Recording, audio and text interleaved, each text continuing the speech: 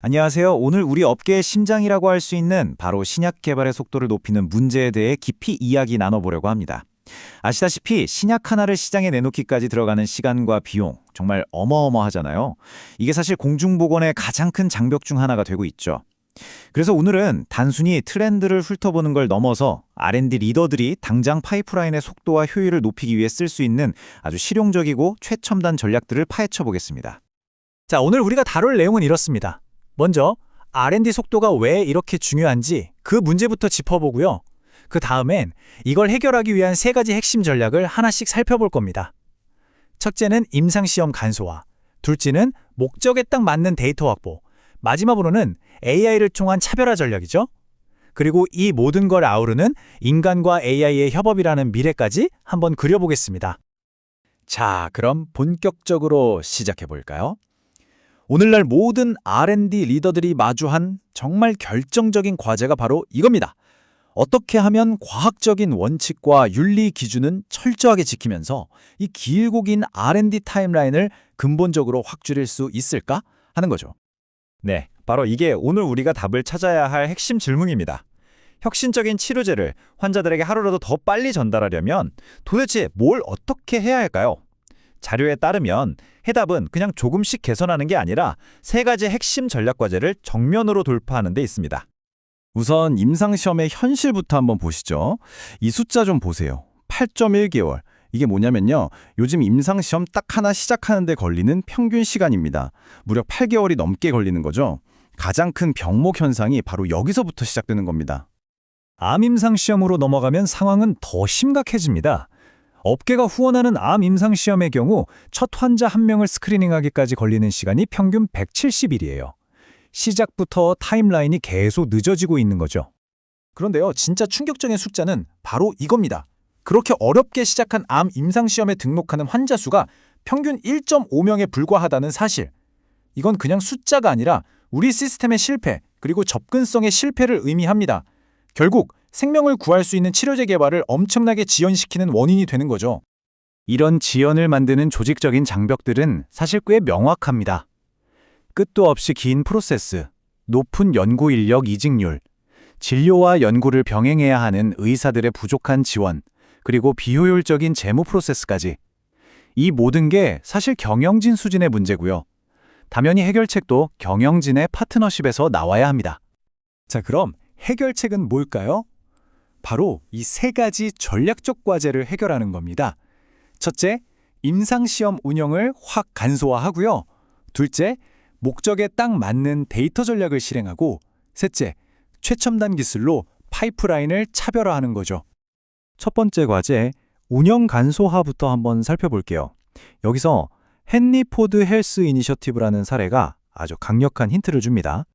이 헨리포드 헬스가 뭘 했냐면요. 연구 행정부서를 완전히 뜯어고쳤습니다. 경영진의 전폭적인 재정 지원을 받고 일부 시작 단계는 아예 아웃소싱을 해버렸죠. 한마디로 연구 운영을 더 이상 부수적인 업무가 아니라 회사의 핵심 비즈니스 기능으로 격상시킨 겁니다. 이 슬라이드에서 정말 흥미로운 건 그 결과예요. 결과가 즉각적이었고 또 엄청났습니다. 연구 시작 시간을 무려 50%, 절반으로 줄였고요. 진행 중인 프로토콜의 총수는 44%나 늘렸습니다.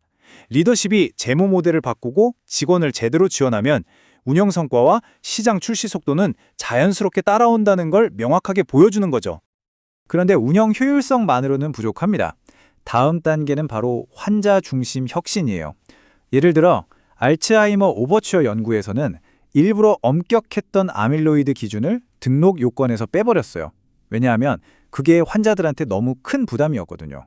환자에게 맞추는 게 아니라 환자의 상황에 맞게 프로토콜을 설계한 거죠.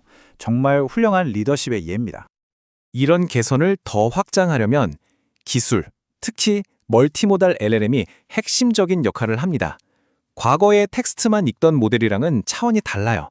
이 새로운 AI는 PDF, 이미지, 심지어 손으로 쓴 글씨까지 포함된 복잡한 실제 의료 데이터를 직접 읽어낼 수 있습니다. 이게 바로 데이터 사일로, 즉 데이터 장벽을 무너뜨리는 혁신적인 도약인 거죠. 그리고 이게 바로 그 영향력입니다. 이 시스템 덕분에 연구 코디네이터가 환자 자결을 검토한 데 드는 시간을 무려 80%나 줄일 수 있었어요. 그러니까 AI는 그냥 정밀한 도구가 아니라 기존 인력의 역량을 강화하고 업무 만족도까지 높이는 근본적인 수단이 되는 겁니다. 자, 이제 두 번째 필수 과제로 넘어가 보죠. 바로 신속한 규제 승인을 위한 품질 좋은 목적 적합 데이터를 확보하는 겁니다. 이걸 하려면 우리가 데이터 폭증 문제부터 다뤄야 해요. 이 그래프를 보시면 문제의 심각성이 한눈에 들어옵니다. 임상시험 하나당 수집하는 데이터 포인트 수가 2012년에는 93만 개 정도였는데 2025년에는 600만 개로 폭증할 거라고 해요. 근데 중요한 건 이렇게 양이 많다고 해서 품질이 좋아지는 건 절대 아니라는 거죠. 오히려 복잡성만 더할 뿐입니다. 실제로 분석을 해보면요. 수집된 모든 데이터의 30% 이상이 사실은 비핵심적이고 불필요한 절차에서 나온다고 합니다. 이런 과도한 데이터 수집이 참여자와 연구기관의 부담을 키우고 엄청난 비용을 발생시키는 거죠. 그래서 목적 적합 데이터라는 개념이 정말 중요합니다. 이게 뭐냐면 수집하는 데이터 하나하나가 규제 승인이라는 최종 목표 달성에 직접적으로 기여해야 한다는 전략이에요. 불필요한 복잡성을 싹 걷어내고 임상시험의 본질에만 집중하자는 거죠. 데이터 전략의 궁극적인 미래는 바로 멀티모달 융합에 있습니다. 조직병리 데이터, RNA 시퀀싱 데이터, 전자의무기록처럼 전통적으로 따로 놀던 데이터들을 하나의 통합 모델로 만드는 거예요. 이렇게 데이터를 융합하면 단일 데이터만으로는 절대 볼 수 없었던 훨씬 더 완전하고 역동적인 질병의 그림을 그릴 수 있게 되고 예측 정확도도 극적으로 높아집니다. 높은 예측 정확도는 자연스럽게 우리를 세 번째 필수 과제로 이끕니다. 바로 퀀텀 정보 AI 같은 최첨단 기술을 활용해서 시장에서 누구도 따라올 수 없는 차별점을 처음부터 만들어내는 겁니다. 이건 그냥 효율성을 조금 높이는 수준이 아니에요.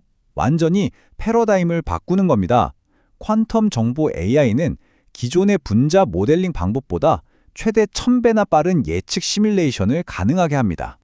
1000배라는 속도 정말 엄청나죠? 하지만 우리는 데이터 조작이나 도구 오용 같은 자율 AI의 위험을 절대 간과해서는 안 됩니다. 그렇기 때문에 해답은 인간을 대체하는 게 아니라 전략적으로 통합하는 것, 즉 인간 AI 협업, HMT에 있습니다.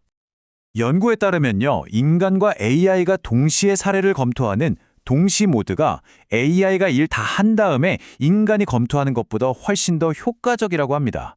이 방식은 인간이 AI의 추천을 실시간으로 바로 검증하게 해서 말 그대로 인지적인 상호 보완을 가능하게 하죠. 특히 주니어 연구원들에게는 AI가 항상 곁에 있는 똑똑한 멘토 역할을 해서 역량 개발 속도를 엄청나게 높여줍니다. 결론적으로 우리가 R&D 프로세스나 데이터 워크플로우 같은 것들을 계속해서 개선해야 할 하나의 제품으로 여길 때 진짜 가속화가 가능해집니다. 이상적인 인간 AI 협업은 인간과 기계가 둘 다 실패해야만 시스템 전체가 실패하는 것이라고 하죠.